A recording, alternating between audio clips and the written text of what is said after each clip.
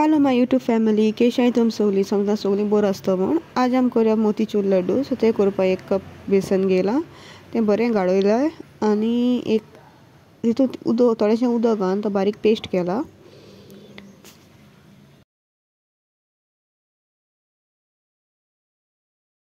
मागीर तो batter piping bag घालपाचो आनी एक सायड एक कढाई दवरपाची तितूंत ऑयल गरम करपाचें आनी पायपींग बॅगान तो बॅटर आहा तो टकलोसो टीप कट करून तो तितूंत घालपाचो आनी बरें फ्राय करपाचें। मागीर एक हांडी घेवपाची आनी तितूंत हाफ कप वॉटर आनी 1 कप शुगर घालून शुगर सिरप करपाची आनी ते बरो तीक जावपा जाय। मागीर तितूंत थोडो फूड कलर घालपाचो आनी हे फ्राय केलो बेसन आहा तें घालपाचें आनी इलायची पावडर सो तें बरें दाट मिक्स करपाचें दाट करपाचें आनी प्लेटींग काडून तितूंत 2 टेबल स्पून घी आनी मागीर लड्डू करपाचे।